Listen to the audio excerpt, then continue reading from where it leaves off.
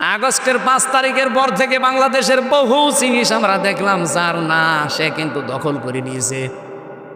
এটা হয়তো খুলনায় শুরু হয়নি, বলেন। কেউ হাট দখল, কেউ বাজার দখল, কেউ হাট দখল, কেউ নদী দখল, কেউ দোকান দখল, কেউ বাড়ি পর্যন্ত দখল করে নিয়েছে। আর এখন অনেক মানুষকে দেখলাম দখল করার সময় আবার আল্লাহর নাম নিয়ে শুরু করে বিসমিল্লাহ। আপনি যার নামে শুরু করেন সেটা আপনার না, ওটা যদি আপনি দখলে রাখেন, যেই দিন দখল করেছেন ওই দিন থেকে আপনি আর নবীর উম্মত নেই। অখলনাবাসী নবীর উম্মত যারা থাকে না তারা মারা গেলে জানাজা জায়েজ আছে, কবরে দেওয়া। আপনি তো নবীর উম্মতই না, আপনাকে আমি কি বলে রাখবো? বিসমিল্লাহি ওয়া আলা মিল্লাতি রাসূলিল্লাহ তো বলা জায়েজ নেই, কারণ আপনি রাসূলের আদর্শ থেকে চলে গেছেন।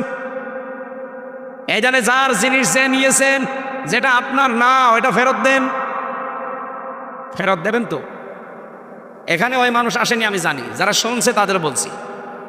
এটা শুধু খুলনা না, সারা পৃথিবী ছড়িয়ে যাচ্ছে। যে জিনিসের অধিকার আপনার নেই ওটা যদি নিজের দখলে নিয়ে নেন, যেভাবেই হোক, চাঁদাবাজি করে হোক, ছিনতাই করে হোক, ডাকাতি করে হোক, চুরি করে হোক, প্রতারণা করে হোক, যেভাবেই নিয়েছেন ওটা ফেরত দেওয়া লাগবে, নয়তো আপনি মারা গেলে আপনার নবীর উম্মত নেই। দল মত জাতি বর্ণ ধর্ম নির্বিশেষে আজকের এই অনুষ্ঠান, যেহেতু কোরআন শরীফ শুধু মুসলমানদের জন্য না, হাদা বায়ানুল লিন্নাস হুদাল লিন্নাস, মানুষ পদবাচ্চা আমরা যারা বিবেচিত তাদের জন্য আল্লাহ কোরআন দিয়েছেন। যে দলই করেন না কেন, কোরআন যারা শুনতে এসেছেন সবাইকে আমরা ওয়েলকাম, স্বাগতম জানিয়ে শুকরিয়া আদায় করছি আল্লাহর। আলহামদুলিল্লাহ। আলাম নাশরাহ লাকা সাদরাকা ওয়া ওয়াদানা আনকা ওয়িজরাক আল্লাযী আনকাযা যাহরাক। এদের তাফসিরে ফি জিলালিল কোরআন সাজ্জিদ কুতুব রহমতুল্লাহ আলাইহি উনি লিখেছেন, হে নবী, আপনার ফিটকে বাঁকা করে রেখেছিল, এটা বোঝা, এটা পাথর, সেটাকে আমি আল্লাহকে সরিয়ে দেইনি। আমার মনে হয় আগস্টের 5 তারিখের পরে এই আয়াতটা আবার নতুন করে আরেকবার নাজিল হয়েছে। ১৫০০ বছর আগে একটা পাথর ছিল পৃথিবীর মানুষের উপরে, সেটা হচ্ছে IMA জাহিলিয়াতের পাথর। আর ২০০৯ থেকে এই যে ২৪ পর্যন্ত একটা পাথর ছিল, এটার নাম হচ্ছে আওয়ামী জাহিলিয়াতের পাথর। শব্দ দুইটা প্রায় কাছাকাছি না? IMA আর আওয়ামী, ওদের কাজও প্রায় সমান সমান। আমি IMA জাহিলিয়াতের ইতিহাস পড়েছিলাম, ওরা 14টা কাজ করেছিল, কিন্তু 15 নম্বর কাজটা ওদের ছিল না, আমাদের দেশে ছিল। ১৫০০ বছর আগে ওরা 14টা কাজ আঞ্জাম দিয়ে যদি IMA জাহিলিয়াতের যুগে বাস করে, আমরা তার চাইতে আরো কঠিন জায়গায় ছিলাম, কারণ আমরা 15টা কাজ করে ফেলেছিলাম। ওই জামানার ইতিহাস পড়লে আমরা দেখেছি, কেউ বাড়ি থেকে চলে গেলে, তো ওই জামানার ইতিহাসগুলো পড়তে গিয়ে দেখলাম যারা বাড়ি থেকে চলে যেত, বাড়ির লোকজন যারা, তারা এই বিশ্বাস করতো যে আমার বাবা, আমার ভাই, আমার স্বামী, আমার ছেলে ফিরে আসবে। কিন্তু আমরা এমন একটা আওয়ামী জাহিলিয়াতের যুগে পদার্পণ করেছিলাম, বাড়ি থেকে কেউ চলে গেলে ও যে ফিরে আসবে গ্যারান্টি ছিল। বাড়ি থেকে চলে যাওয়া না, বাড়ি থেকে ধরে নিয়েছে, কোথায় যে রেখেছে, 10 বছর আয়না ঘরে ছিল ব্যারিস্টার আরমান, কেউ জানেই না। আমার আজমি সাহেব 11 বছর ছিল, কেউ জানেই না। আমিও 10 দিন ছিলাম, কিন্তু মানুষ জানতো যে আমি আছি। তো ওরা এমন টর্চার করেছিল এই শরীরটার উপরে, মাথার চুল থেকে পায়ের তালু পর্যন্ত 1 ইঞ্চি ওরা জায়গা বাকি দেয়নি। এই খুলনার এক অফিসার পেয়েছিলাম, আছে নাম বললে আবার তো চাকরি চলে যাবে। এখন আসো, আমার মনে হয় 5 তারিখের পর থেকে আমার এই মোবাইল নাম্বার কোথায় পেয়েছে জানি না, কমপক্ষে 20 বার কল দিয়েছে, হুজুর কি, আর কিছু বলেনি। মানে টান দেখেই বুঝি যে খুব বিপদে আছে।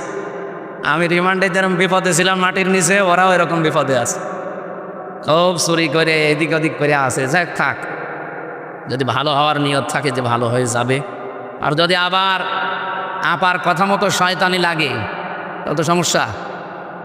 এজন্য আবেগে কেউ কান দেবেন না ভাই, বিবেকটা কাজে লাগাবেন। বহু মানুষ এখনো পর্যন্ত আমরা দেখছি আবেগে আছে, মনে করছে যেই আপা বলে যে চট করে আসতেছি, এ তখন লাফায়। আপনি কি গোপালগঞ্জের দিকে একটু তাকাতে পারেন না? পাশেই তো, পেছনে কি লাল হয়েছিল দেখেছেন? ওই সময় শুনতাম গোপালগঞ্জ থেকে কেউ ঢাকায় গেলে, বসে গেলে 300 টাকা, দাঁড়িয়ে গেলে 1000 টাকা। আমরা চাই না যে দেশে আর কারো পেছনে আবার ওরকম হয়ে যাক। কে কথা বলে না কেন? এত বড় বিশাল শিকড় যদি কেটে ফেলতে পারে দেশের জনগণ, আপনাদের যত বড় শিকড় থাকবে না। ফাবতি আদাবিরুল কওমিল্লাযীনা যালামু, সূরা আনআমের 45 নম্বর আয়াতের প্রথম অংশে আছে। আল্লাহ বলেন জালেমদের শিকড় কাটা হয়ে গেছে। কেটেছে কে? না না, আপনি আলেম? কতিয়া এটা মজুর, এর ফাইল জানা আছে?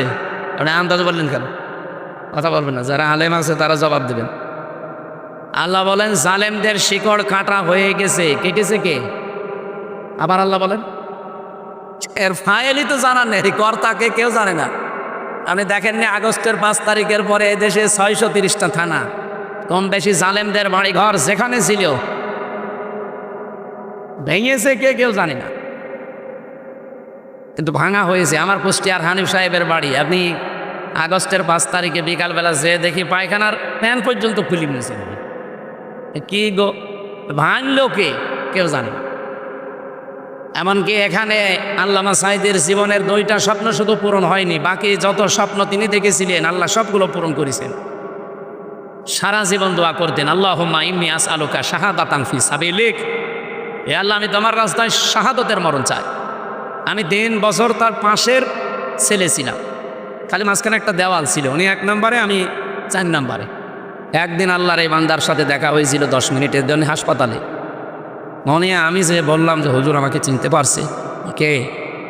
আমির হামজা, কুষ্টিয়া।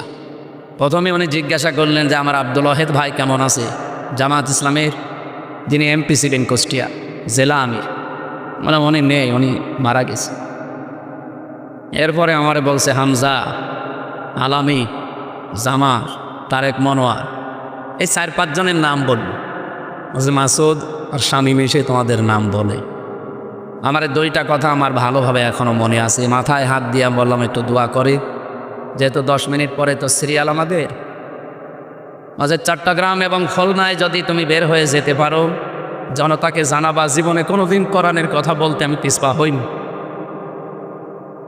তোমাকেও বললাম যদি বের হতে পারো কোনোদিন কোরআনের কথা বলতে পিছপা হবা না। আমার মনে হচ্ছে হাতটা এখনো মাথায় লেগে আছে। তার জীবনের 2টা স্বপ্ন শুধু পূরণ হয়নি, তিনি বলেছিলেন চর্মচোখে আমি কোরআনের রাজ বাংলাদেশে কায়েম হয়েছে এটা যেন দেখে যেতে পারি, উনি পারেননি, পেরেছে। আর একটা স্বপ্ন ছিল এই ময়দানে উনি কিয়ামত পর্যন্ত শুয়ে থাকতে চেয়েছিলেন, কিন্তু খুলনার যে জালেমগুলোর কারণে এখানে থাকতে দিল না। ওই তারা কোথায় আছে? আমি আসার সময় শুনছিলাম তাদের বাড়িঘর আর নেই, সব মিশে গেছে। আল্লাহ রাব্বুল আলামিন এই কথাটা 1500 বছর আগে জানিয়েছেন। সূরা নমল 19 নম্বর পারা 20 নম্বর পৃষ্ঠার 7 নম্বর লাইনের 152 নম্বর আয়াতে আছে, ফাতিলকা বুয়ুতুহুম খাওয়িয়াতাম বিমা যালামু। আল্লাহ পাক বলেন এই সেই ঘরগুলো। আল্লাহ যেন এভাবে কুদরতি আঙ্গুল দিয়ে দেখাচ্ছে বাংলার মানুষকে যে এই সেই ঘরগুলো। আল্লাহ বাইতুন দিতে পারতেন, বয়ুত দিলেন কেন? এটা তাফসিরে মাযহারিতে আছে। আল্লামা সানাউল্লাহ পানিপতি রহমতুল্লাহ আলাইহি ব্যাখ্যা করতে গিয়ে বাইতুনের বহুবচন বয়ুতের ব্যাখ্যায় দিয়েছেন। আল্লাহ যেন আঙ্গুল দিয়ে দুনিয়ার মানুষকে দেখাতে চায় যে এই সেই ঘর। যদিও লূত আলাইহিস সালামের জামানার কাহিনী এটা। কি করেছিলেন? খাওয়িয়াতাম বিমা যালামু, আল্লাহ বলেন জনশূন্য করে দিয়েছি, পরিত্যক্ত হয়ে আছে আজ এই জালেমদের জুলুমের কারণে। মুফাসসির লিখেছেন পৃথিবীর যেখানে জুলুম হয় ওই জায়গা পর্যন্ত আল্লাহর কাছে অভিশপ্ত হয়ে যায়। বাংলাদেশের যেখানে যেখানে জুলুম হয়েছিল আজ দেখেন জায়গাগুলো পর্যন্ত আজ পরিত্যক্ত। কি কথা বলছেন না? কয়েকদিন আগে আমি কিশোরগঞ্জে ছিলাম, জেলা শহরের ওপরে জমজমাট অফিস। কিশোরগঞ্জ জেলায় বিশাল অফিস নিয়ে কারবার করতো, সন্তান মানুষকে বিনা কারণে এখানে নিয়ে টর্চার করত। ওর মাটির নিচে পর্যন্ত টর্চার সেলও ছিল। আগস্টের 5 তারিখের পরে ঘরটা এমন অবস্থায় খাওয়িয়াতাম দেখে আসলাম, পুরা মিশে গেছে। এতটুকুই না, মানুষ এখন অনেকে দেখি পেশাব পায়খানা করছে। ড্রাইভারকে বললাম গাড়িতে একটু থামান, তাকিয়ে দেখি কেউ এদিকে কেউ এদিকে কেউ এদিকে, মুখ দিয়ে মনে হচ্ছে জামাত বদ্ধ টয়লেট চলছে। এমনি এগুলো আল্লাহ করেনি। খাবিয়াতান বিমা যালামু, আল্লাহ পাক বলেন এগুলো আমি আল্লাহ একেবারে জনশূন্য পরিত্যক্ত করে দিয়েছি, ওজার গৃহ বানিয়ে দিয়েছি এদের জুলুমের কারণে। এ পর্যন্ত যদি আয়াত শেষ হয়ে যেত আমি আয়াতটা পড়তাম না, এর পরের অংশ আমাদের জন্যে। আল্লামা সাঈদের জীবনের শেষ আশাটা আপনারা পূরণ করতে দিলে কি হতো? আমি আজকে পিরোজপুরে যে কবর জিয়ারত করে আসলাম, অথচ এখানে থাকলে আমি এখানে এসে করতে পারতাম। বাংলাদেশ সহ বিশ্বের কত মানুষ কোরআনের মহব্বতে এসে অন্তত এই মাদ্রাসা দেখতে পারতো তার কবরের ওসিলায়। নেয়ামত আপনারা চিনতে পারেননি। লাইন শাকারতুম লাযিদান্নাকুম, যদি নিয়ামতের শুকরিয়া আদায় করো ওটা আবার বাড়িয়ে দেব। এই জন্য লামে তাকিদ নুনে সাকিলা, গ্যারান্টি দিয়ে আল্লাহ দিয়েছেন অবশ্যই আমি নিয়ামতের শুকরিয়া আদায় করলে বাড়িয়ে দেবই। আমার প্রশ্ন হচ্ছে, বিশ্ব নবীকে আল্লাহ পাঠালেন মক্কায়, অথচ কিয়ামত পর্যন্ত তিনি থাকবেন মদিনায়। মক্কার মানুষেরা বিশাল নিয়ামতের শুকরিয়া আদায় করে নাই, যারা শুকরিয়া আদায় করেছে আল্লাহ কিয়ামত পর্যন্ত তাদের কাছে রেখে দিয়েছে। যদিও উনি খুলনা বিভাগের সন্তান না, উনি বরিশাল বিভাগের সন্তান। খুলনা বিভাগের মানুষের জন্য যা করে গেছে এটা ভোলার মতো, ঋণ শোধ করার মতো। আমি গতকালকেও খুলনা বিভাগ ছিলাম বরিশালে, তার আগের দিনও বরিশালে। ওই সমস্ত জেলার চাইতে নিজেদের বিভাগ, নিজেদের জেলার চাইতে তিনি আমাদের খুলনাবাসীর জন্য আরও বেশি কিছু করলেন। এতটুকু আশাই তো ছিল যে এখানে তিনি কিয়ামত পর্যন্ত ঘুমিয়ে থাকবেন, কেন দিলেন না? নিয়ামতের শুকরিয়া আদায় করলে আল্লাহ নিয়ামত বাড়িয়ে দেয়। যারা শুকরিয়া আদায় করেননি তাদের এই জুলুমের কারণে, এটা তার উপর একটা জুলুম ছিল, এই জুলুমের কারণে আজ আল্লাহ তাদেরকে পদে পদে শাস্তি দিচ্ছেন। এবার আমি যেহেতু পরের শব্দটা বলার জন্য আয়াতটা পড়েছি, এবার শোনেন।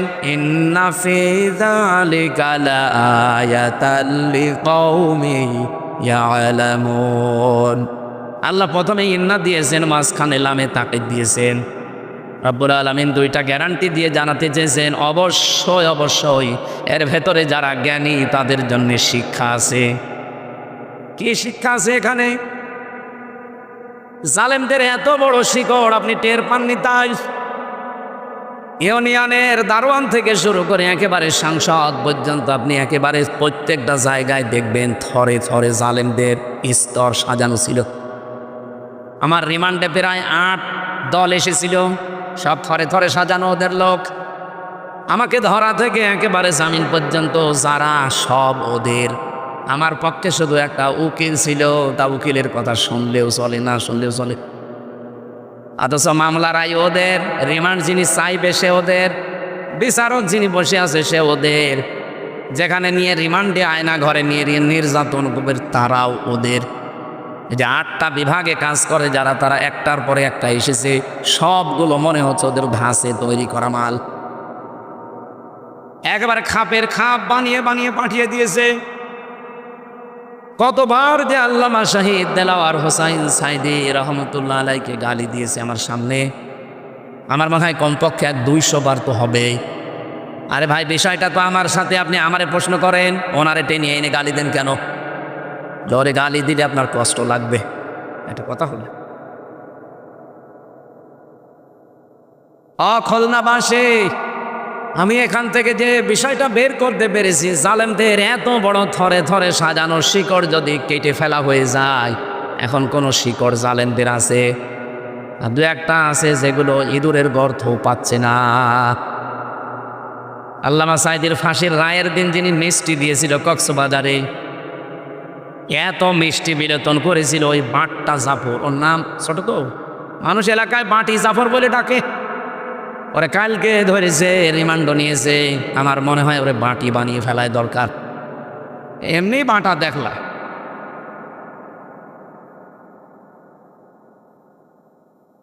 খুলনাবাসী, এবার আমার শিক্ষাটা বলি, রেকর্ড হচ্ছে তো, সারা বাংলাদেশে লাইভ চলছে, সবাইকে জানাই, জালেমদের এত শিকড় আল্লাহ কেটে ফেলে আমাদেরকে যেটা দিতে চান এলামে তাকিদ দিয়ে। ভালো করে শোনে, আগামীতে যারা আসবেন চেয়ারে কারা আসবেন আমরা জানি না, যারা আসবেন এরাও যদি এরকম জালেমের মতো কিছু করেন, আল্লাহর কসম 5 বছর পরে আপনার বাড়ি ঘর শ্মশান হয়ে যাবে। এই জন্য এই ঠিক আছে, সময় কম তো আমরা বেশি রাত করাবো না ভাই। এই জন্য সাধু সাবধান। বাংলাদেশের জরিপগুলো আপনি দেখতে পেয়েছেন আশা করছি। আগস্টের 5 তারিখের আগে আমি একটা জরিপ পেয়েছিলাম। এগুলো তো আর আমরা বানাইনি, খ্রিস্টানরা বানিয়েছে। মাইক্রোসফট, পৃথিবীতে 257টা রাষ্ট্র আছে, তার ভেতরে বাংলাদেশ সবচাইতে বড় রাষ্ট্র। আমি কয়েকদিন আগে মালয়েশিয়া ছিলাম, ওইটাও বাংলাদেশের সাথে 5 ডবল বড়। সৌদি আরবে গিয়েছিলাম, ওটা বাংলাদেশের সাথে 14 ডবল বড়। এই যে ইন্ডিয়াতে তো বহু জায়গায় গেছি, এটার চাইতে ওইটা 29 ডবল বড়। আমেরিকা বাংলাদেশের 59 ডবল বড়। 59টা বাংলাদেশ জোড়া দিলে যত বড় হবে একটা দেশ অত বড়। ওদের তুলনায় আমাদের দেশ একটা পাড়া না, একটা গ্রাম। এই 257টা দেশ নিয়ে ওরা রিপোর্ট বানিয়েছে। এই বাংলাদেশের তথ্যটা আমি দেখলাম, উনি যেমন একটা একটা করে পড়ে পড়ে শোনাচ্ছিলেন, আমি পেয়েছি ইন্টারনেটে এইভাবে।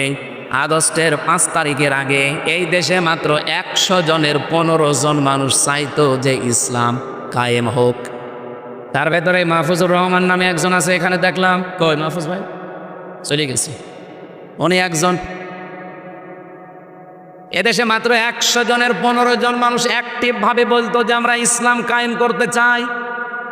অথচ এই যে এপ্রিল আজকে 28 তারিখ, 17 তারিখে একটা রিপোর্ট পেয়েছি, এই বাংলাদেশে এখন 100 জনের 77 জন মানুষ চাচ্ছে আমরা এদেশে ইসলাম চাই।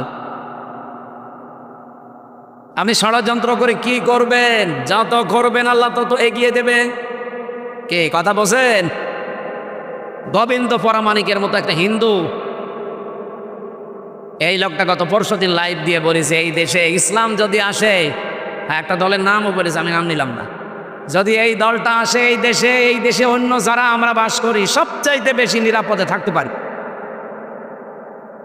আমার তেলাওয়াতকৃত আয়াতে কিছু কথা স্থান কাল পাত্র ভেদে আসবে, আমরা সেই দিকে এগিয়ে যাচ্ছি ইনশাআল্লাহ। যেহেতু সবার জন্য আল্লাহ রাব্বুল আলামিন কোরআনে কারিমকে উন্মুক্ত করে দিয়েছেন, এটা অন্যান্য ধর্মের মতো শুধু ঠাকুররা, শুধু পুরোহিতরা পড়বে না, এটা সবার জন্য। সেদিন যশোরে কলেজের এক অধ্যাপক পেয়েছিলাম, উনি BCS ক্যাডার। ওনারে বললাম যে স্যার আপনার মুসলমান হওয়া লাগবে না, আমাদের ধর্মে যেহেতু বাড়াবাড়ি নেই, জবরদস্তি নেই, আপনাকে আমি জোর করি না। হ্যাঁ, জোর করলে আপনাকে আমি পিটিয়ে মুসলমান বানাতে পারতাম, কারণ এদেশে 92% মুসলমান, আর আপনারা মাত্র কয় ভাগ? যদি নিয়ম থাকতো ইসলামে তো আপনাকে পিটিয়ে মুসলমান বানাতাম। আপনার বিবেক আছে, আপনি বিবেক কাজে লাগান না। যেহেতু আমাদের ধর্মে এটা নেই, আপনাকে আমি আহ্বান জানাচ্ছি, আমাদের ধর্মীয় গ্রন্থ কোরআন, এটা আপনি শুধু বুঝে বুঝে পড়বেন। পুরাটা ইংরেজিতে পড়েন, বাংলায় পড়েন, যে কোনো ভাষায় আপনি তো ক্যাডার পড়েন। 3 মাস পরে দেখি লোকটা নিজেই মুসলমান হয়ে গেছে। তো এই জন্যে আমরা চাই আজকের এই অনুষ্ঠান, এটা কি শুধু মুসলমানদের জন্য হুজুর? না, এটা সবার জন্য। যারা এসেছেন সবাইকে নিয়ে আমি আরেকবার বলছি আলহামদুলিল্লাহ। দরুদ আর সালাম পাঠ করার মাধ্যমে আজকের তেলাওয়াতকৃত আয়াত সূরা মায়েদা 55-56 একটা আয়াতে তাফসির করবো ইনশাআল্লাহ। আল্লাহ যেন আমাকে তাফসির করার তৌফিক দেন। জবান খুলে কোরআনের এই আয়াত থেকে কিছু নেওয়ার জন্যে, আমল করার জন্যে পড়েন আউযু বিল্লাহি মিনাশ শাইতানির রাজিম, বিসমিল্লাহির রহমানির রহিম, ইন্নামা ওয়ালিয়্যুকুমুল্লাহু ওয়া রাসূলুহু ওয়াল্লাযীনা আমানু ইলা আখির আয়াত। কোন সূরা পড়লাম জানো? মায়েদা। জোরে বলেন কি? মায়েদা মানে দস্তরখানা, খাবারের প্লেট। আল্লাহ এই নামকরণ দিয়ে আমি তাফসিরে বেজিয়ে বোঝাতে চেয়েছেন, ফি জিলালিল কোরআনে পাবেন। এই বিশ্বাস যেন আমাদের ভেতরে বদ্ধমূল হয় যে খাবারের চিন্তা আমাদের না, খাবারের চিন্তা কার? না ভারতের। ওরা তো আমাদেরকে ভয় দেখিয়েছিল না, যে না খাওয়াইয়া মারব। মনে হচ্ছে যে ওদেরকে আমরা বিশ্বাস করে বসে আছি যে আপনারাই আমাদের সব কিছু খাওয়া। কয়েকজন বলতেছিল কথা যে এদেরকে আমরা কিছু না দিলে না খেয়ে মারা যাবে। অলরেডি আমরা দেখেছি ওদের বর্ডার এলাকাগুলোতে ওদের পেঁয়াজ আলু পচে পচে নষ্ট হয়ে যাচ্ছিল। আপনারা যতই চাপাবাজি করেন, বুবু আর এখন নেই। বুবুর জন্য আপনারা চাপাবাজি করতে, বুবুই তো আপনাদের কাছে।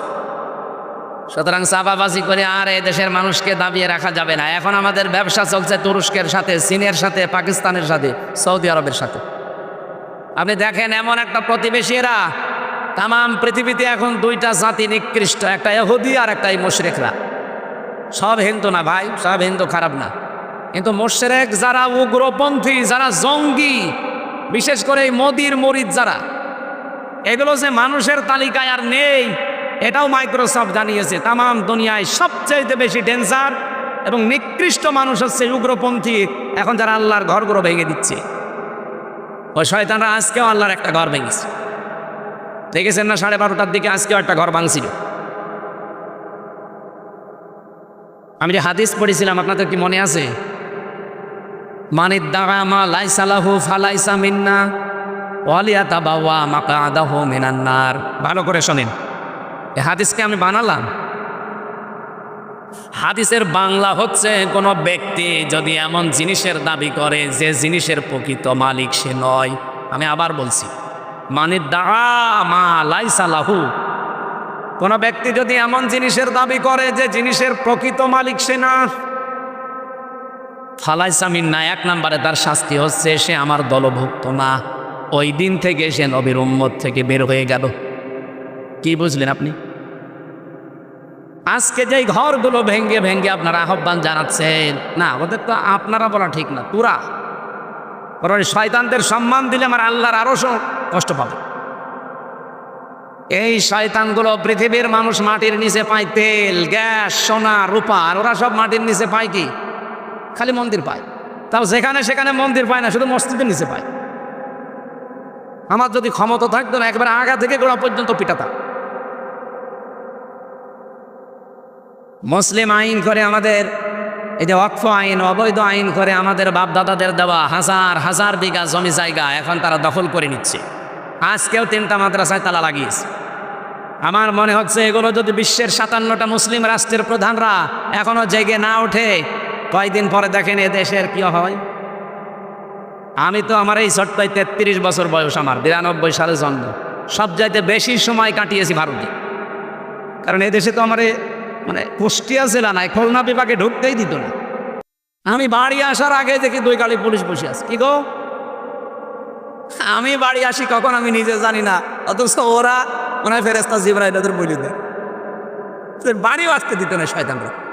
কি করবো, বাধ্য হয়ে দাদাদের কাছে থাকা লাগতো। আমি দেখেছি ওদের এই ভিন্ন ষড়যন্ত্র, যেটা জঘন্য মানুষেরা। এরা যে জিনিসের মালিক তারা না, সব দখল করে নিচ্ছে একটার পরে একটা। 3টা মাদ্রাসা, এগুলো আমাদের পূর্বপুরুষরা ওয়াকফ করে দিয়েছিল। মাদ্রাসা, মসজিদ, খানকা, ঈদগাহ, গোরস্থান, এগুলো সব মুসলমানদের সম্পদ ছিল। 850 বছর এলাকাগুলো মুসলমানরা শাসন করেছে। বলেন, এটা রেকর্ড হচ্ছে বলে বললাম। অথচ আজ একটার পর একটা সব দখল করে নিচ্ছে। গত পরশুদিনও 10টা মাদ্রাসায় তালা লাগিয়েছে। এমনকি দারুল উলুম দেওবন্দকে 1 মাস সময় দিয়েছে যে খালি করা লাগবে, ওইটাও নাকি তাদের। আপনারা আরম্ভ করেছেন, বিশ্বের অন্যান্য জাতি, বিশেষ করে খ্রিস্টান যারা আছেন, আপনারা কি আপনাদের বিবেকের উপরে কি কুকুরে প্রসব করেছে? এটা ট্রাম্প। আমি তো খ্রিস্টান, আপনার মেয়েকে, আপনার মাকে উলঙ্গ করে ভারতের ময়দানে ওরা হাঁটিয়েছে, এই উগ্রপন্থী হিন্দুরা। এক কথা বললেন না? 22 সালে ওরা আপনার মেয়েকে, আপনার মাকে উলঙ্গ করে হাঁটিয়েছে, এই মোদির গোষ্ঠী। আপনার মেয়ে, মা যাদেরকে উলঙ্গ করে রাজপথে হাঁটাতে পারে, আর তাদের পক্ষে পেছনে থাকবেন মানে? আপনার বিবেকটা একটু জাগ্রত করেন। আপনার ইমান নেই আমরাও জানি, কিন্তু বিবেক তো আছে। আর হিন্দু সাধারণ যারা আছে তাদেরকে আহ্বান জানাচ্ছি, সবাই জেগে ওঠেন ভাই। এই মোদি নামে এই মাতালটাকে থামান। এই দেশে যারা অন্যান্য সংস্থা কাজ করছেন, আমি নাম নিলাম না তাদের, আপনারাও একটু বিবেকটা কাজে লাগান, এই লোকটাকে থামান, নয়তো পৃথিবীও বসবাসের অযোগ্য করে ফেলবে। আমরা আতঙ্কে আছি ওই শয়তানদের কারণে। আমরা যদি এখন এই বাংলাদেশে 92% মুসলমান আওয়াজ তুলি, ঢাকার স্বামীবাগের ইস্কন মন্দির, এর নিচে 500 বছর আগে মসজিদ ছিল, এটা ভেঙে এখন মসজিদ বানাবো, মেনে নেবেন? আমাদের কেমন কষ্ট হচ্ছে বলেন? আসেন তো হাদিসের প্রথম শাস্তিটার দিকে তাকাই। যে জিনিসের মালিক আপনি না, ওই জিনিস যদি নিজের দখলে নিয়ে নেন, প্রথম শাস্তি কি? আপনি ওই দিন থেকে নবীর উম্মত আর নেই। এ পর্যন্ত বুঝেছেন? বুঝেছেন না? বোঝেননি? আগস্টের 5 তারিখের পর থেকে বাংলাদেশের বহু জিনিস আমরা দেখলাম যার না, সে কিন্তু দখল করে নিয়েছে। এটা হয়তো খুলনায় শুরু হয়নি, বলেন। কেউ ঘাট দখল, কেউ বাজার দখল, কেউ হাট দখল, কেউ নদী দখল, কেউ দোকান দখল, কেউ বাড়ি পর্যন্ত দখল করে নিয়েছে। আর এখন অনেক মানুষকে দেখলাম দখল করার সময় আবার আল্লাহর নাম নিয়ে শুরু করে বিসমিল্লাহ। আপনি যার নামে শুরু করেন সেটা আপনার না, ওটা যদি আপনি দখলে রাখেন, যেই দিন দখল করেছেন ওই দিন থেকে আপনি আর নবীর উম্মত নেই। দখল না বাসি, নবীর উম্মত যারা থাকে না, তারা মারা গেলে জানাজা যায় গেছে কবরে দেওয়া। আপনি তো নবীর উম্মতই না, আপনাকে আমি কি বলে রাখবো? বিসমিল্লাহি ওয়া আলা মিল্লাতি রাসূলিল্লাহ তো বলা জায়েজ নেই, কারণ আপনি রাসূলের আদর্শ থেকে চলে গেছেন। এই জানে যার জিনিস যে নিয়েছেন, যেটা আপনার না, ওইটা ফেরত দেন।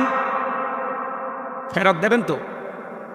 এখানে ওই মানুষ আসেনি আমি জানি, যারা শুনছে তাদের বলছি। এটা শুধু খুলনা না, সারা পৃথিবী ছড়িয়ে যাচ্ছে। যে জিনিসের অধিকার আপনার নেই, ওটা যদি নিজের দখলে নিয়ে নেন, যেভাবেই হোক, সাদাবাজি করে হোক, ছিনতাই করে হোক, ডাকাতি করে হোক, চুরি করে হোক, প্রতারণা করে হোক, যেভাবেই নিয়েছেন ওটা ফেরত দেওয়া লাগবে, নয়তো আপনি মারা গেলে আপনি নবীর উম্মত নেই।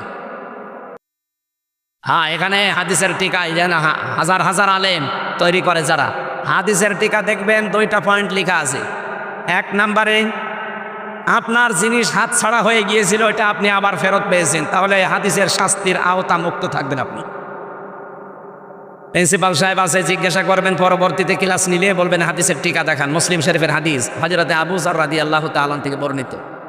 যে জিনিস আপনার ছিল ওইটা যদি আপনি আবার ফেরত পান, তাহলে হাদিসের প্রথম শাস্তি কি? আলাইসা মিন্না, এর ভেতরে আপনি নেই, আপনি নবীর উম্মত থাকতে পারবেন। আমি একটা উদাহরণ দিচ্ছি, বাংলাদেশে ইসলামী ব্যাংক যাদের ছিল তারা ফেরত পেয়েছে। এখন যদি কেউ ফতোয়াবাজি করে যে না এটা ছিনতাই হয়ে গেছে, ইসলামী ব্যাংকে আপনার বাবার নাকি? যাদেরটা তারা ফেরত পেয়েছে। কথা বলে না কেন? যাদের জিনিস তারা ফেরত পেল, আপনার ফতোয়া আসে কোত্থেকে? আপনার বাবা তৈরি করেছে ইসলামী ব্যাংক। যাদের মাথার ঘাম পায়ে ফেলা সম্পদ, তারা আবার ফেরত পেয়েছে। হ্যাঁ, আপনারটা যদি এরকম হারিয়ে যায়, সেটা ফেরত পেয়েছেন, ওইটার জন্য আমরা কিছু বলবো না। কিন্তু অন্যের জিনিস যদি নিজের দখলে নিয়ে বাহাবা করেন, আল্লাহর কসম আপনি নবীর উম্মত থেকে বের হয়ে গেলেন।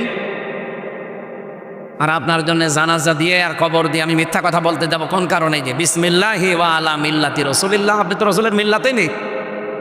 2 নাম্বার শাস্তিটা আরো কঠিন, এটা না বলি, এটা আমাদের জন্য না। ওয়ালিয়াতা বাবা মাকাদাহু মিনান নার, সে যেন জাহান্নামে একটা নিজের স্থান তৈরি করে নিল। আজ ইসরায়েল ওদেরকে 1940 সালে থাকতে দিয়েছিল, এই যে রোহিঙ্গাদের যেমন থাকতে দিয়েছি, ফিলিস্তিনের মুসলমানরা দয়া করে ইমানের কারণে তাদের থাকতে দিয়েছিল। তাদের গায়ে কোনো কাপড় নেই, পায়ে কোনো স্যান্ডেল নেই, খালি গায়ে খালি পায়ে ঘুরে বেড়াচ্ছিল তামাম দুনিয়া, কেউ নেই। ওরা মানবতার খাতিরে থাকতে দিল, আর শয়তানরা এখন তাদেরকে উচ্ছেদ করছে। সুতরাং যে জিনিস যার ছিল না, সে যদি দখল করে নেয়, ওর প্রথম শাস্তি সে নবীর উম্মতে নেই, দ্বিতীয় শাস্তি সে জাহান্নামে নিজের স্থান একটা তৈরি করে নিয়েছে। বলেন নাউজুবিল্লাহ। আমার কথা ছিল মায়েদা মানে দস্তরখানা, খাবারের পেট, খাজানসি। আল্লাহ আমাদেরকে এই নামকরণ দিয়ে বোঝাতে চেয়েছেন, আমার বান্দা বান্দি, খাবার নিয়ে কোনো টেনশন তোমার দরকার নেই। তুমি দুনিয়ায় যাওয়ার 50,000 বছর আগে কতটুকু খাবে, কতটুকু পড়বে, এটা আমি লিখে পাঠিয়েছি। সুতরাং যেটা নিয়ে চিন্তা করা দরকার ওইটা কি? বলেন বলেন, ঈমান। এইটা নিয়ে চিন্তা করা দরকার। আল্লাহ জানে শুরু করেছেন, ইন্নামা ওয়ালিয়ুকুমুল্লাহু ওয়া রাসূলুহু ওয়াল্লাযীনা আমানু। অবশ্যই এই যে মা শব্দটা ইন্নার পরে যদি যোগ হয়, যারা আরবি গ্রামার পড়ায়, বালাগাত মান থেকে প্রায় 13টা কায়দা লেখা আছে এই মা দিয়ে।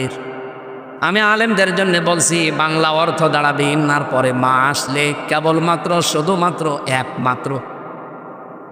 আল্লাহ বলতে চেয়েছেন একমাত্র, শুধুমাত্র, কেবলমাত্র এই পৃথিবীতে তোমাদের অভিভাবক, তোমাদের বন্ধু, 3টা মানুষের নাম, 3টা জিনিসের নাম আমরা এখানে পেয়েছি। তোমাদের একমাত্র কেবলমাত্র বন্ধু হবে কে? আমি আল্লাহ। আরো জোরে বলেন, 2 নম্বরে রাসূলুহু তোমাদের বন্ধু হবে রাসূলুল্লাহ। 3 নম্বরে আল্লাযীনা আমানু তোমাদের ভেতরে যারা ঈমানদার এই মানুষগুলো তোমাদের বন্ধু হবে। এখন ঈমানদার তো বাংলাদেশে অভাব নেই, যেহেতু 92% আমরা মুসলমান দাবি করি। তাহিরি তো ঈমানদার দাবি করছে, কথা বলছেন এটা। অথচ শিরিকের যত কাজ কারবার তারে দিয়ে আরম্ভ হয়। এটি জিকির থেকে আরম্ভ করেন আপনি, জিকির একটা ইবাদত, এখানে শিরিক ঢুকিয়েছে তারা। আল্লামা সাঈদী সারা জীবন আপনি দেখেছিলেন উনি জিকিরের আলোচনা করলেই বলতেন 4টা শব্দ জিকিরের। আলেমদেরকেও জিজ্ঞাসা করেন সুবহানাল্লাহ, আলহামদুলিল্লাহ, লা ইলাহা ইল্লাল্লাহ, আল্লাহু আকবার, এর বাইরে জিকিরের শব্দ নেই, যদি থাকে ওগুলো দোয়া দরুদ। অথচ কত দরবার থেকে আজ জিকিরের আওয়াজ আসতেছে, ইয়ালি বাবা, কেল্লা বাবা, ফতে বাবা, শালি বাবা। এগুলো কি এই 4টার ভেতরে আছে? বলেন। এই জিকিরগুলো যারা আবিষ্কার করছেন, যারা আল্লাহর নামকে এলহাদ করে, এলহাদ মানে পরিবর্তন করে দেয় এবং আল্লাহর নাম পাল্টিয়ে ফেলে, এই মানুষগুলোর সাথে তোমরা ডাকবা না। এটা রেকর্ড হওয়ার কারণে সামাম পৃথিবীর মানুষকে বলছি এই 4টার বাইরে জিকির করবেন না। কালকে আমি চরমোনার ময়দানে ছিলাম প্রায় 2 ঘন্টা, সরসিনার ময়দানে ছিলাম প্রায় 2 ঘন্টা, এনএস কামিল মাদ্রাসায় গিয়েছিলাম, পুরাটা দেখলাম সারাদিন। কালকে ওইগুলো কইছি। আহ্বান জানাচ্ছি আপনাদেরকে, আপনি চরমোনায় যান, আটরাশি যান, সরসিনায় যান, এনএস কামিল মাদ্রাসায় যান, আর দারুল কোরআন সিদ্দিকিয়া খুলনায় আসেন, চট্টগ্রামের বাইতু শরফে যান, যেখানে যান এই 4টা শব্দের বাইরে যদি জিকির দেয় ওই দরবারে আর যাবেন না। এই কথা বলেন না কেন? কত মানুষ কিন্তু ওলট পালট জিকির বানিয়েছে, কত শব্দ দিয়ে তাদেরকে 50টা বছর আল্লাহর বান্দা বুঝিয়েছে, এরপরও তারা মানতে রাজি না। কারণ এগুলো মেনে নিলে বাপ দাদার বানানো ব্যবসা আর থাকে না। আল্লাহ যে লেখাইদোনা ফি আসমাই দিলেন, খেয়াল করেছেন একটা আল্লাহর নামকে আপনি অর্ধেক করেও ডাকতে পারবেন না। কেউ যদি বলে সুবহান সুবহান, না আপনার জিকির হয়নি, সুবহান আল্লাহ বলা লাগবে। আলহামদ হবে না, আলহামদুলিল্লাহ বলা লাগবে। এক কথা বলছেন এখন, আল্লাহু আল্লাহ না, আল্লাহু আকবার বলা লাগবে। লাইলা লাইলা লাইলা না, লা ইলাহা ইল্লাল্লাহ বলা লাগবে। আমি কি করে বানিয়ে বলছি? সুতরাং শিরিক যারা করেন তারাও আজ ইমানদার দাবি করছেন। 92% মুসলমানের দেশে ইমান আছে কাদের? আল্লাহ এখানে 3টা পয়েন্ট দিয়েছেন, যদি এই 3টা গুণ কারো ভেতরে থাকে সেই ইমানদার, তাদেরকে তোমরা দুনিয়ায় বন্ধু হিসাবে গ্রহণ করবা। আমি আয়াতটা পড়ার পরে চিন্তা করেছিলাম আল্লাহ বন্ধুর কথা কেন বললেন। এটা তাফসিরে তাবারির ভেতরে পাবেন, আয়াতের বিস্তারিত ব্যাখ্যা দিয়েছেন তাফসিরে তাবারি। মুফাসসির বলেন আল্লাহ বন্ধুর কথা দিয়েছেন এই জন্যে পৃথিবীতে মানুষের জীবনে সবচাইতে বেশি প্রভাব পড়ে বন্ধুর। কথা বলছেন না কেন? আমাদের যেটা পালিয়েছে ওটা অত খারাপ হয়তো না যদি বন্ধু মোদির প্রভাব না পড়তো। ওইটা একটা শয়তান, ওই শয়তানের প্রভাব পড়ার কারণে এটাও শয়তান হয়ে গেছে। যদি ওই প্রভাব মুক্ত হয়ে অন্য কোনো প্রভাব ধরতো এত খারাপ হইতো না। প্রভাবে খারাপ করে ফেলেছে, আবার ওনাকে উস্কানি দেওয়ার জন্য সারা জীবন শোনাচ্ছে। এই 15 বছরে তো শুনলাম কেউ কেউ বলতো যে আমাদের স্বামী স্ত্রীর সম্পর্ক, স্বামী স্ত্রীর সম্পর্ক হয় কি করে? ও দাদা তো মুসলমানই না, দাদা কি মুসলমান? আর ওনার সাথে আপনি বিয়ে দেবেন কি করে? যায় সূরা বাকারা 221 নম্বর আয়াত, ওয়ালা তানকিহুল মুশরিকিনা হাত্তা ইউমিনু ওয়ালা তানকিহুল মুশরিকাতি হাত্তা ইউমিননা। এই আয়াতগুলো আল্লাহ খেলা করার জন্য দিয়েছেন। কোন মুশরিক পুরুষ যদি ঈমান না আনে তার সাথে কোনো মুমিনা নারীর বিয়ে দেওয়া জায়েজ নেই। এ ফতোয়া আমি বানালাম। বলেন বলেন আপনি কোন কারণে কথা ছড়িয়েছেন যে আমাদের স্বামী স্ত্রীর সম্পর্ক হয় কি করে? দাদা তো মুশরিক, এরপরও দাদা মুসলমানই দেয়নি। আর জীবনে এখন ওনার যে বয়স, এ বুড়ো বয়সে যদি মুসলমানে দিয়ে বিয়ে করা লাগে ও ছাতা হাজাম পাবেন কোথায়? ওস্তাদরা আছে এই জন্য আমি বলতে পারছি না, এখন বুড়ো হাজাম লাগবে। আর বুড়ো হাজামের হাতে আপনি যদি ছুরি দেন ও ছাতা দেখা হচ্ছে আগাকার দিয়ে গোড়াকে দিয়ে ফিনিস। এই না, হাসির করা কি দেয়নি, এটাই বাস্তব। আপনি বলেন এ দাদার মুসলমানে দিতে বাংলাদেশে কোনো হাজাম পাবেন? আপনি যদি হাজাম পান আমি তারে টাকা দেবো, চলে খেয়ে যাবেন দিল্লি চলেন, ওরা মুসলমানই দিয়ে আসে। না, এটা ফেসবুকে কিছু উল্টাপাল্টা কথা আসে, তো এই জন্য এটা বললাম। অনেকে বলছে কিছুদিন পরে নাকি আমাদের ভাগ্নে আসতেছে, একটা কথা হইল, ওটা তো মুসলমানই জায়েজ নেই, আর ভাগ্নে হবে কি করে? সুতরাং দুইটা যেহেতু আছে, এই দুইটাই থাক। আর যদি একটা চলে আসে তা আমরা তারা রাখবো কোথায়? আর তার পরিচয় দিতে গেলে সমস্যা হবে না? এই জন্যে মেয়ে যখন আছে একটু হেফাজতে রাখবেন, কাছাকাছি আসবেন না। এই কথা বলছে না কেন? কারণ ওদের তো চরিত্রে ঠিক নেই। ও দাদার চরিত্র আছে, আপনি দাদার জীবনী পড়ে দেখেন, দাদার বউ নেই। এই জন্য একটা গান শুনছিলাম, মোদিরও বউ নেই, না ওইটা বলার দরকার। এই আমাদের মেয়ে নয়, আমাদের মেয়ে রেকর্ড হচ্ছে তো খারাপ ভাব, ওরটা বলেন, অসুবিধা নেই। সম্মানিত ভাইরা, বন্ধুর প্রভাব মানুষের জীবনে অনেক বেশি। আয়াতের তাফসিরে ফেরাউনের জীবনী নিয়ে এসেছে। ফেরাউন পুরাটা জীবন আমি পড়লাম, এত খারাপ না। ওকে খারাপ করার পেছনে কারণ হচ্ছে ওর বন্ধু হামান টাক।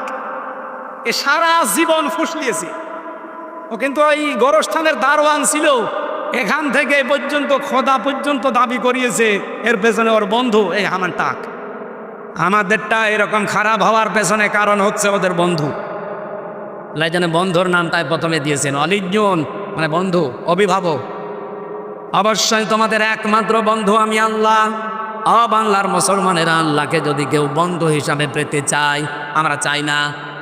আরো জোরে বলেন, আল্লাহ পাক বলেন আমি আল্লাহ নিজেই বন্ধু হয়ে যাব কাদের জানো? ইন আল্লাহু ওয়ালিয়ুল্লাযীনা আমানু। সূরা বাকারার 257 নম্বর আয়াতের প্রথম অংশে আছে, যারা ঈমান আনবে আমি আল্লাহ নিজেই তাদের বন্ধু হয়ে যাব। এখন প্রশ্ন, আমাদের ঈমান তো আমি এনেছি না। ঈমান আপনি দাবি করলেই হবে না, ঈমান আপনার ভেতরে আছে কিনা এটার জন্য আপনাকে পরীক্ষা দেওয়া লাগবে। সাহাবী প্রশ্ন করলেন, হে নবী, আমার যে ঈমান আছে আমি কিভাবে টের পাবো? বিশ্বনবী বলেন, ইদা সাররাতকা হাসানাতুকা ওয়া সাআতকা সাজ্জিআতুকা ফাআনতা মুমিন। যখন তোমার ভালো কাজগুলো তোমাকে আনন্দ দেবে, আর অন্যায় কাজ দেখলেই ভেতর থেকে তোমার একটা বাধা আসবে, তখন বুঝবে তোমার ঈমান আছে। এই 54 বছর না, শুধু 15 বছরের দিকে তাকান। বাংলাদেশে বহু ভালো কাজ অনেকের কাছে ভালো লাগে নাই। কথা বলেন। এখানে আমি শুনলাম যে 19 জন শিক্ষক শিক্ষিকা এখনো পর্যন্ত বেতন পায় না। সারে গামা পড়ায়, তারে বেতন দিতে কোনো বাধা নেই। আর আল্লাহর কোরআন পড়াচ্ছে তাদের বিনা বেতনে। এটা যে অন্যায়, অনেকে অন্যায় জানার পরেও অন্যায় মনেই করে না। আমার বিবেকে এখন বাধা দিচ্ছে যেন এটা ঠিক হচ্ছে না। বাংলাদেশে মাদ্রাসা শিক্ষা বোর্ডের যিনি সিনিয়র সচিব, আমার কুষ্টিয়ার বাড়ি, পরশুদিন আমার কাছে কল দিয়েছিল। ওনার শ্বশুর বাড়ি সাতক্ষীরা, একটা মাহফিল নিয়েছে। আমি মনে হয় এই বিষয়টা যে ওনার কাছে তুলে ধরবো আজকে। দারুল কোরআন সিদ্দিকিয়া কামিল মাদ্রাসা, যেহেতু উনি মাদ্রাসা শিক্ষা বোর্ডের সিনিয়র সচিব, এখন কুষ্টিয়ায় বাড়ি, আমার জেলার সন্তান। আশা করছি কথা স্যার আমার রাখবে। শুধু এইটা মিলে না, আরও আমি এই আল্লামা সাঈদী ফাউন্ডেশনের যে মাদ্রাসা ওখানেও ছিলাম, ওইটার জন্যও কথা নাকি কালকে বলেছি, ওইটার জন্য কথা তুলবো। এই যতগুলো প্রতিষ্ঠান বিশেষ করে কোরআন শিক্ষায়, হাদিস শিক্ষার জন্যে, এই মানুষগুলো বেতন পাবে না, এটা একটা অন্যায় না? অন্যায় দেখেও এই 15 বছরে কারোর কাছে অন্যায় মনে হয়নি। আমার তো ভেতর থেকে একটা বাধা আসতেছে এখন কথা শোনার পর থেকে, আর আপনার 15 বছরেও বাধা আসে নাই। যার ভালো কাজ দেখলে আনন্দ লাগে না, অন্যায় দেখলে যার কাছে খারাপ লাগে না, ভেতর থেকে বাধা হয় না, সে বুঝবেন তার ঈমান নেই, তার নতুন করে এখন ঈমান আনা লাগবে। সুতরাং ঈমান যারা আমরা এনেছি, এই দুইটা পয়েন্ট সামনে রেখে বলেন, আমাদের ঈমান আছে? না না, আন্দাজে দাবি করেন কেন? এখন ঈমান যদি আপনার আমার এসেই থাকে ভেতরে, আল্লাহ বলেন আমি আমার বন্ধু হয়ে গেছে তারা, তাদের জন্য আমার কাজ আছে। এবার একটু সমস্যা হবে আপনাদের। আমি জানি আয়াতটার ব্যাখ্যা করলে কিছু মানুষ একটু উসবিস করে, আমাকে বানিয়ে বলবো ভাই, আলেমরা আছে না, দেখছে না, আল্লাহু ওয়ালিয়ুকুম আল্লাহু ওয়ালিয়ুল্লাযীনা আমানু, আমি আল্লাহ তাদের বন্ধু হয়ে গেছি যারা ঈমান এনেছে। এখন আল্লাহ যেহেতু ঈমানদারদের বন্ধু, আল্লাহ কি করবে বন্ধুর জন্যে? ইখরিজহুম মিনাজ যুলুমাতি ইলান নূর, তিনি অন্ধকার থেকে বের করে আলোর দিকে নিয়ে আসবে। আর আপনাদের কাছে ওয়াজ করা কি খুলনাবাসী সারা জীবন আল্লামা সাঈদী বলতেন, অন্ধকার মানে মানুষের তৈরি করা আইন, আর আলো মানে কোরআন। এই বাংলাদেশে যারা মানুষের তৈরি করা আইন প্রতিষ্ঠার জন্য কাজ করছেন, কোরআনের আলো কোরআনের আইনের পেছনে যারা সময় ব্যয় করেন না, সম্পদ ব্যয় করেন না, আপনার মেধা যোগ্যতা ব্যয় করেন না, আল্লাহ আপনাকে এখনো বন্ধু হিসাবে মানে নাই। আপনি যদি আল্লাহর বন্ধু হয়ে যেতেন, আল্লাহ একটা কাজ করত, কি অন্ধকার থেকে আপনাকে বের করে আলোর দিকে নিয়ে আসতো। বাংলাদেশ জামাত ইসলামের যে দাওয়াতি মিশন চলছে 30 তারিখ পর্যন্ত শুনলাম বাড়িয়েছে, হাজার হাজার মানুষ আজ যারা মানুষের তৈরি করা আইনের পেছনে কাজ করতো, তারা এখন আল্লাহর তৈরি করা আইন প্রতিষ্ঠায় দলে যোগ দিচ্ছে। তারা যারা বিশ্বাস করে আল্লাহ তাদেরকে বন্ধু হিসাবে মেনে নিয়েছে, তাদের ইমানটা এতদিন যা ছিল নামে, এখন যে ইমান হচ্ছে এটা কামে। এক কথা বলেন না কেন? ইউখরিজুহুম মিনাজ যুলুমাতি ইলান নূর। আল্লাহ যদি সত্যি আপনার বন্ধু হয়ে যায়, আপনাকে আর মানুষের তৈরি করা আইনের পেছনে থাকতে দেবে না, বের করে নিয়ে এসে আলোর দিকে নিয়ে আসবে। আলো মানে কোরআনের 55টা নাম আছে, তার একটা নাম নূর। এই আলোর দিকে মাস্ট বি আপনাকে যখন নিয়ে আসবে, আপনি বুঝবেন আল্লাহ আপনার বন্ধু হয়ে গেছে। আপনি সিস্টেম অফার পৃষ্ঠায় দেখুন পরের আয়াতে, আল্লাযীনা কাফারু আউলিয়াউহুমুত তাগুত ইখরিজুনাহুম মিনান নূরি ইলাদ যুলুমাত। এই পৃথিবীতে যারা কাফের তাদেরও বন্ধু আছে, তাদের বন্ধু তাগুত, তার নাম শয়তান। শয়তান যদি কারো বন্ধু হয়ে যায়, তারও কাজ আছে।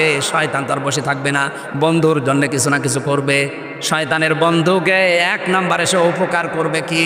আল্লাহ যেন মাঝে উপকার করে, অন্ধকার থেকে বের করে আলোর দিকে নিয়ে আসে, মানুষের তৈরি করা আইন প্রতিষ্ঠা বাদ দিয়ে আল্লাহর আইন প্রতিষ্ঠার কাজে লাগিয়ে দেয়। আর শয়তান হচ্ছে আল্লাহর আইন বাদ দিয়ে মানুষের তৈরি করা আইন প্রতিষ্ঠায় লাগিয়ে দেয়। এখন আপনি নিজের সাথে মিলান, আপনি আল্লাহর বন্ধু না শয়তানের বন্ধু?